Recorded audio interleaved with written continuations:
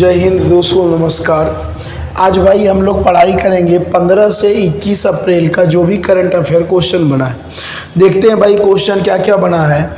सबसे पहले दो कंट्री का कैपिटल आपको याद रखना होगा। एक इजराइल का, तो कई बार पूछा गया है इजराइल की राजधानी क्या है। तो इजराइल की राजधानी यदि बात करें तो जेरूशलम है। एक तो यह पूछा जाता है, और दूसरा देखा जाए तो दूसरा पूछा गया ईरान। तो ईरान की यदि देखा जाए राजधानी तो क्या है भाई, तो तेहरान है। ऐसा क्यों मैं बता रहा हूँ, यहाँ पे दोनों हवाई हमले बड़े पैमाने पे चल रहे हैं इस दोनों देश में, तो पॉसिबिलिटी है कि इस दोनों से हो सकता है कैपिटल पूछ दिया जाए। अगले क्वेश्चन की ओर बढ़ते हैं। अगला क्वेश्चन दोस्तों DRDO से सवाल पूछा गया है। DRDO, defence research development organisation. DRDO ने अभी हाल फिलहाल में भारत के राजस्थान राज्य में, ध्यान रखिएगा, स्वदेशी का मतलब क्या होता है, भारत निर्मित एंटी टैंक गाइडेड मिसाइल। ये पूछा जा सकता है, एंटी टैंक गाइडेड जो मिसाइल है उसका सफल परीक्षण किया। सीधा सा दे देगा कि हाल फिलहाल में एंटी टैंक गाइडेड मिसाइल जो है का सफल परीक्षण किसके द्वारा किया गया, तो DRDO के द्वारा किया गया। कहाँ किया गया था दोस्तों, तो राजस्थान राज्य में किया गया था। अगले क्वेश्चन की ओर बढ़ते हैं। अगला भाई क्या कंटेंट आ रहा है, तो यहाँ से पूछा जाता है कि भारत में यदि देखा जाए तो भारत ही नहीं पूरे विश्व में देखा जाए तो बड़े पैमाने पे एक बीमारी बहुत तेज गति से दोस्तों फैल रही है। इस बीमारी की यदि हम लोग बात करें तो इस बीमारी को हम लोग क्या कहते हैं, तो मधुमेह बीमारी, जिसे डायबिटीज रोग के नाम से भी जानते हैं। तो यहाँ पे सबसे पहला सवाल यही देता है कि जो डायबिटीज जो रोग होता है वह बॉडी के किस पार्ट्स को सबसे ज़्यादा नुकसान पहुँचाता है। तो सबसे ज़्यादा यह बॉडी के पेनक्रियाज पार्ट्स को नुकसान पहुँचाता है। दूसरा सवाल यह देता है कि पेनक्रियाज के किस पार्ट्स को, तो बीटा सेल, ध्यान रखिएगा, बीटा सेल को सबसे ज़्यादा डायबिटीज़ क्या करता है, क्षतिग्रस्त करता है। डायबिटीज से पीड़ित, डायबिटीज जितना जल्द हो पूरे विश्व से खत्म हो जाए, ठीक है। इसके लिए विश्व में WHO के द्वारा ये पूछा जाता है कि प्रत्येक वर्ष कितने तारीख को सेलिब्रेट करते हैं डायबिटीज डे। तो 14 नवंबर को डायबिटीज दिवस के रूप में हम लोग क्या करते हैं, मनाते हैं। लेकिन देखिएगा, यदि बहुत सारी यदि कोई व्यक्ति हैं, यदि उनको ज़्यादा प्रॉब्लम हो रहा है डायबिटीज से रिलेटेड, तो उनके लिए उन्हें क्या लेना पड़ता है, तो इंसुलिन का इंजेक्शन लेना होता है। तो यह भी पूछा जा सकता है कि इंसुलिन की खोज किस वर्ष हुई थी, तो इंसुलिन की खोज 1922 में की गई थी। क्लियर है। अब ये मुख्य रूप से यदि देखा जाए तो यहाँ से सबसे ज़्यादा सवाल ये पूछा गया है कि 14 नवंबर को कौन सा दिवस मनाते हैं, तो डायबिटीज़ डे मनाते हैं। और भारत को ध्यान रखना दोस्तों, भारत को डायबिटीज़ की राजधानी भी कहते हैं, क्योंकि यहाँ पे डायबिटीज़ पेशेंट की यदि बात करें तो प्रत्येक 4 व्यक्ति में से 1 व्यक्ति डायबिटीज़ पेशेंट है। क्लियर है। अगले सवाल की ओर बढ़ते हैं। कंटेंट तो ज़्यादा है लेकिन कोई लंबा सवाल नहीं आ रखा है, ठीक है, छोटे छोटे पॉइंट्स वाले सवाल आ रखे हैं करंट अफेयर में। इसी तरह से अगले सवाल की ओर बढ़ते हैं। अगला नेशनल इमरजेंसी से सवाल पूछा गया है, और नेशनल इमरजेंसी टोटल कितने बार लगा है, तो टोटल नेशनल इमरजेंसी 3 बार लगा है। लेकिन यहाँ पे आपके न्यूज़पेपर में जो करंट अफेयर में आ रखा है कि दूसरी बार नेशनल इमरजेंसी, राष्ट्रीय आपातकाल कब लगा था, तो 1962 से लेकर, दूसरी इमरजेंसी की दोस्तों बात करें तो दूसरा इमरजेंसी जो लगा था वह 1971 में लगा था। और 1971 में क्यों लगा था, क्योंकि उस समय इंदिरा गांधी देश की प्रधानमंत्री थी। तो बांग्लादेश जो ईस्टर्न बंगाल था उसको आज़ादी दिलाना चाहते थे, तो 1971 में नया देश बांग्लादेश बना। और नेशनल इमरजेंसी जो लगा था, भारत और पाकिस्तान के बीच युद्ध हो रहा था, तो 1971 में दूसरा नेशनल इमरजेंसी लगा था। हालांकि ये सब इमरजेंसी में पहले भी कई बार आप लोगों को बता चुका हूँ। अगले क्वेश्चन की ओर बढ़ते हैं। अगला क्वेश्चन सीधा सा पूछा गया है, आपके एग्जाम में डायरेक्ट पूछा जाता है कि WTO की स्थापना कब हुई। तो WTO की दोस्तों यदि हम लोग बात करें तो WTO की स्थापना मुख्य रूप से देखें तो 1 जनवरी 1995, या आपके एग्जाम में कई दफ़ा सवाल पूछा गया है कि WTO कब स्टेबल हुआ, 1 जनवरी 1995। इसका मेन वर्क क्या है, तो इसके फुल फॉर्म को आप लोग समझ लीजिए। WTO का फुल फॉर्म क्या है, वर्ल्ड ट्रेड ऑर्गेनाइजेशन। इसका मतलब सुगम तरीके से, अच्छे तरीके से पूरे वर्ल्ड स्तर पर व्यापार को सुगम बनाना, जिससे आम जनता को कहीं ना कहीं कोई नुकसान ना हो, फायदा ही फायदा हो। क्लियर है। ऐसे ही दोस्तों 2 वर्ड आ रखा है, एक वर्ड है बुल और दूसरा वर्ड है बियर। ये देखो, ये अर्थ इकोनॉमिक्स का क्वेश्चन आ रखा है। आप देखते होंगे इकोनॉमिक्स, जब न्यूज़पेपर आप पढ़ते हैं तो इकोनॉमिक्स वाला जो एक पेज जो होता है न्यूज़पेपर में, वहाँ एक सांड का एक भालू का रहता है। तो बुल का मतलब सांड, बियर का मतलब भालू।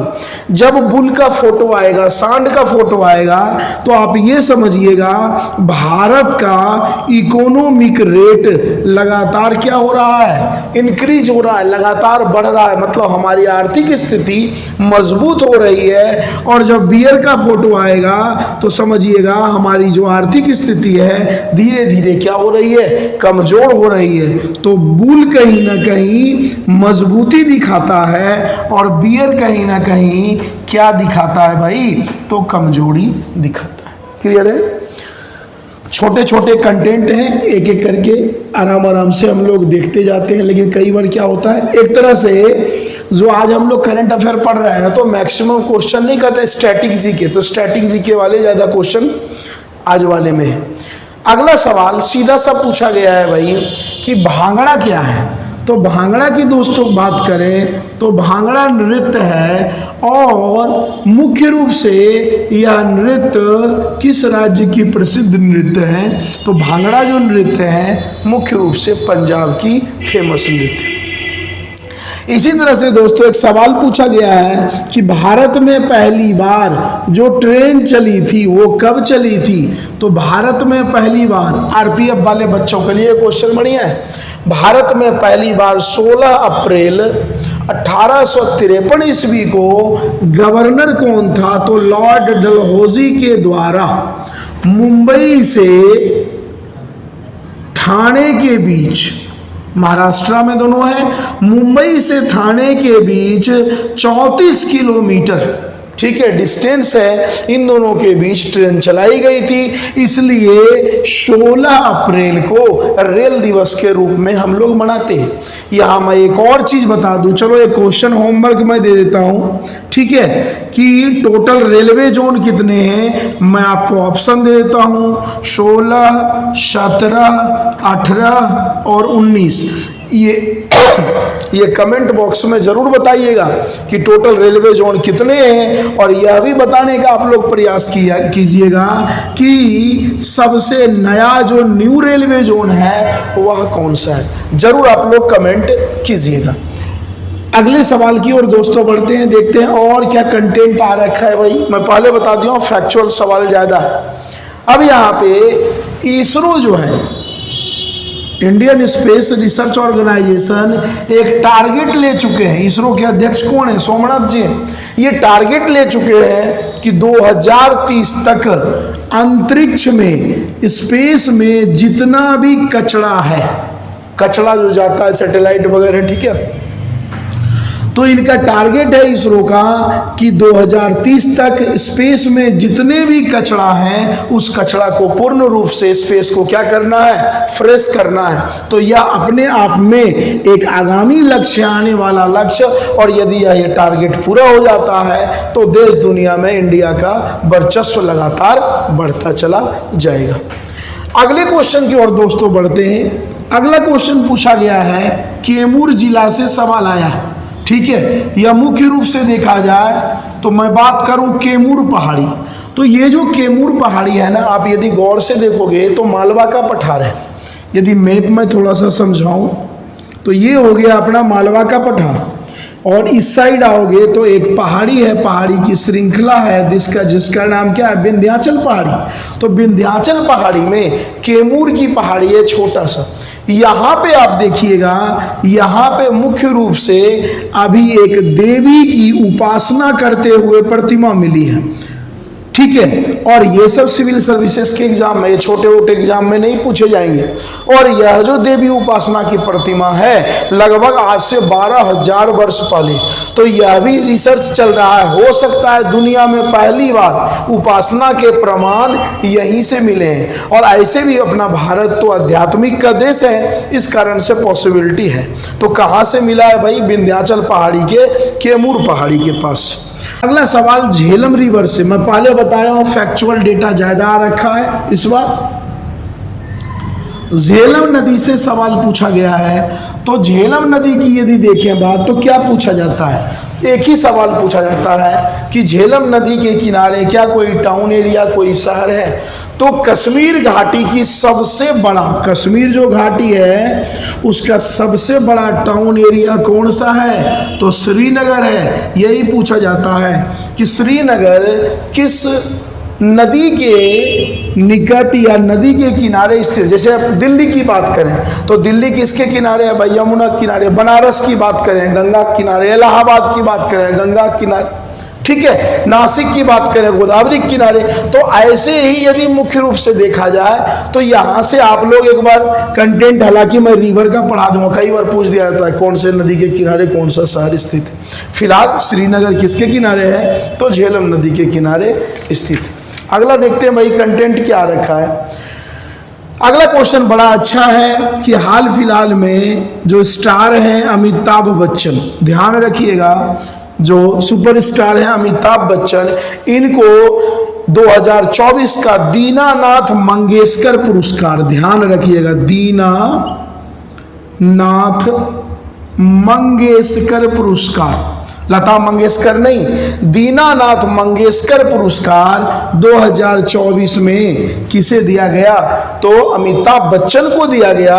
इससे पहले यदि देखा जाए तो भारत के प्रधानमंत्री नरेंद्र मोदी को दिया गया था। और इससे पहले दोस्तों देखा जाए तो यह पुरस्कार किसको दिया गया था, तो आशा भोसले को। तो 3 वर्षों में, ये याद रखिएगा, 3 व्यक्ति को अभी तक दीनानाथ मंगेशकर पुरस्कार दिया जा चुका है। आशा भोसले, भारतीय प्रधानमंत्री नरेंद्र मोदी, और दीनानाथ मंगेशकर पुरस्कार जो दिया गया है अभी हाल फिलहाल में 2024 में किसे दिया गया, तो अमिताभ बच्चन। तो ये क्वेश्चन जो है ना, बड़े अच्छे सवाल आपके सामने आ रखे हैं। अगले की दोस्तों बात करें तो आपको पता है उत्तर प्रदेश में वृंदावन है। वृंदावन किस लिए फेमस है, तो यदि दोस्तों हम बात करें वृंदावन की, यदि हम लोग मुख्य रूप से यदि बात करते हैं तो वृंदावन जो फेमस है, किस कारण से वृंदावन जो फेमस है, ये श्री कृष्ण जी का मेन है। यहाँ पे श्री कृष्ण जी की मंदिर बनाई जा रही है। और यह मंदिर जानते हैं कितना मंजिला मंदिर होगा, तो यह 70 मंजिला मंदिर होगा, ठीक है। अब इसके बाद यदि देखा जाए तो सीधी सी यदि बात करें तो लगभग इसकी जो हाइट होगी तो कितनी मीटर होगी, तो 210 मीटर। तो श्री कृष्ण जी की जो मूर्ति बनाई जा रही है या मंदिर बनाई जा रही है वृंदावन उत्तर प्रदेश, लगभग 70 मंजिला या मीटर की बात करें तो 210 मीटर की मंदिर बनाई जा रही है। अगले सवाल की ओर बढ़ते हैं। अगला सवाल सीधा पूछा गया है, मैं लिखूं ही नहीं, सीधा पूछा गया असम के सीएम कौन है। तो आप लोग असम के सीएम की यदि बात करें तो कई बार मैं बताया हूं, बार बार एक ही चीज़ बताना मुझे भी शोभा ना देता, और बार बार याद आपको एक ही चीज़ करना वो भी अच्छा नहीं, क्योंकि एक चीज़ पहले आप याद कर लेंगे तभी तो दूसरी चीज़ को पकड़ेंगे, ठीक है। तो एक चीज कंप्लीट कीजिए, बीच में आप लोग मत फंसिए। अगले क्वेश्चन की ओर दोस्तों बढ़ते हैं। अगला वर्ड एक आ रखा है क्लाउड सीडिंग। ये क्या होता है, तो अभी हाल फिलहाल में आप देखिएगा ना, सऊदी अरब वगैरह में बड़े पैमाने पे बारिश हुई है। तो ये क्लाउड सीडिंग का मतलब, क्लाउड का मतलब बादल होता है, ठीक है।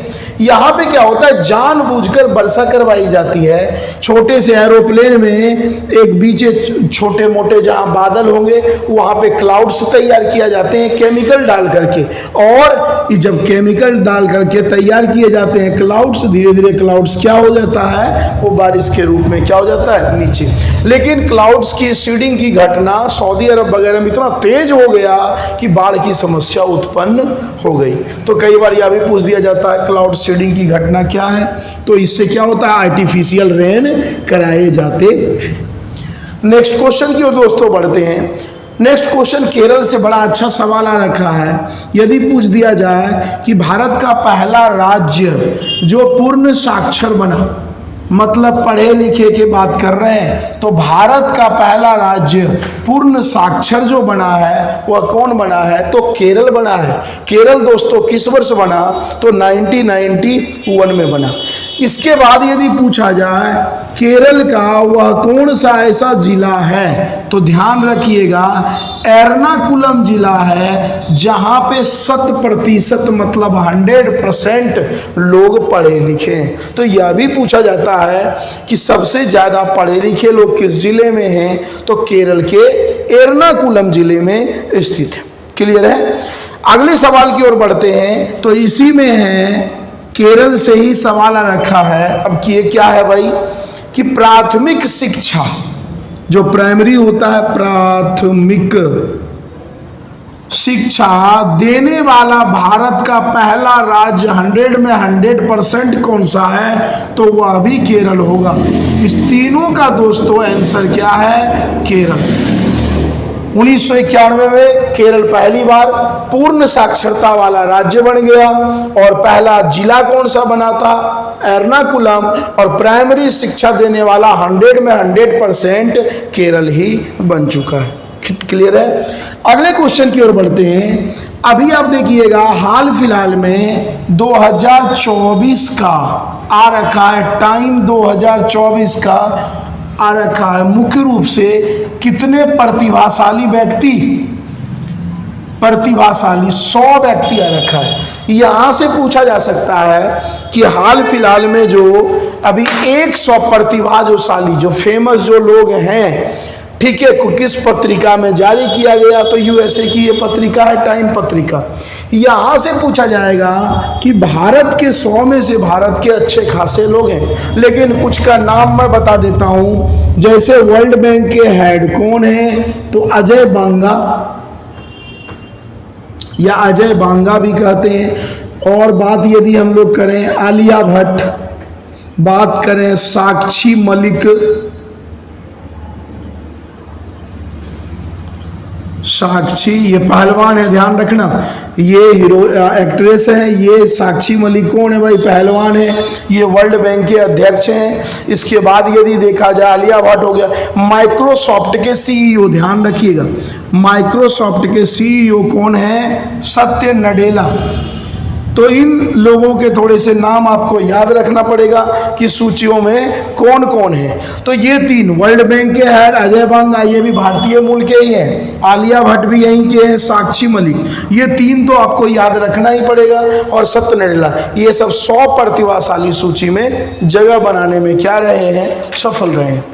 नेक्स्ट क्वेश्चन की ओर दोस्तों बढ़ते हैं। कुछ और ही सवाल हैं, ठीक है।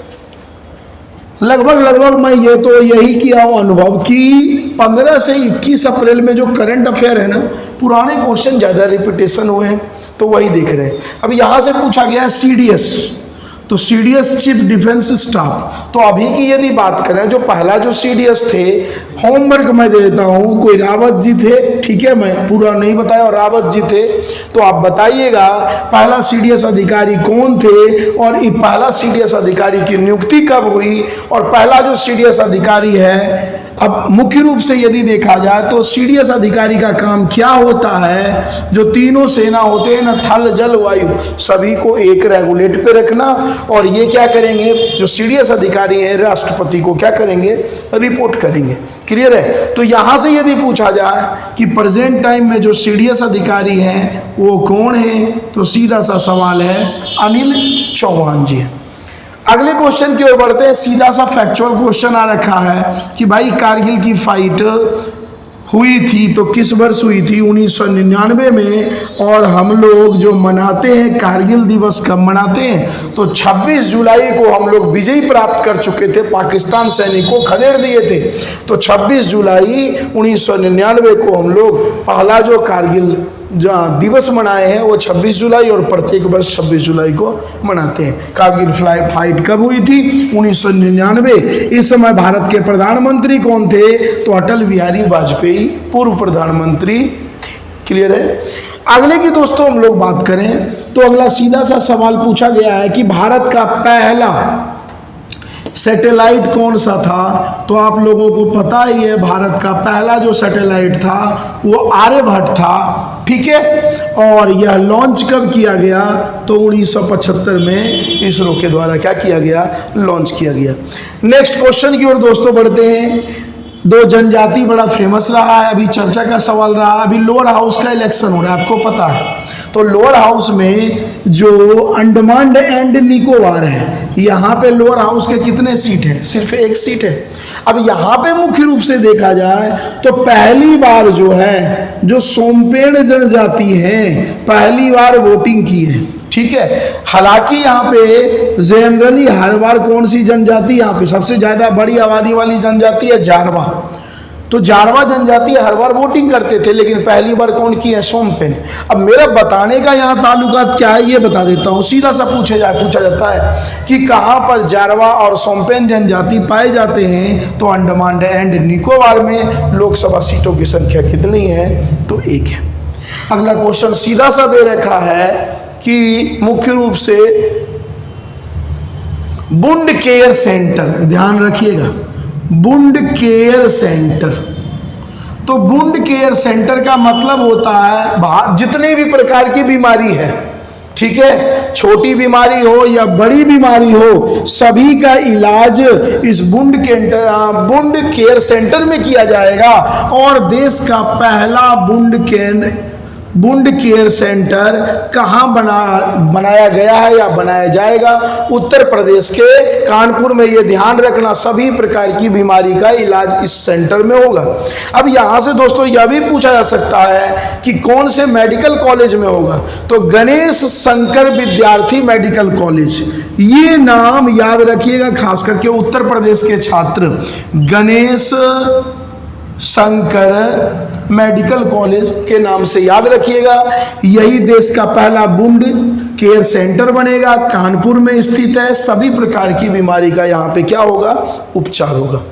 अगला सवाल फैक्चुअल है, आप लोगों को पता ही है, आप ही लोग हमें कमेंट करके बताइएगा कि भाई 1526 में कौन सी फाइट हुई थी और किसके किसके बीच हुई थी? तो यह आप लोग बताइएगा। आज का दोस्तों आखिरी सवाल की ओर बढ़ रहे हैं। सीधा सा सवाल पूछा जाता है आपके एग्जाम में कि नॉर्थ पोल में पहली बार कौन सा ऐसा भारतीय था जिन्होंने तिरंगा फहराया और कब फहराया? तो मुख्य रूप से देखा जाए तो संजय थापड़। ठीक है, संजय थापड़ ने पहली बार नॉर्थ पोल में भारतीय तिरंगा को फहराया है। और भारतीय तिरंगा को किस वर्ष दोस्तों फहराया? तो 1996। इस बार मैं देखा हूँ जनरली करंट अफेयर में फैक्चुअल डेटा ज़्यादा है स्टैटिक जीके की तरह, तो आप लोग मन लगा के पढ़िए और जल्दी से, जितना जल्द से जल्द है आप लोग जॉब लीजिए और देश की सेवा कीजिए। ओके दोस्तों, टेक केयर, बाय, जय हिंद।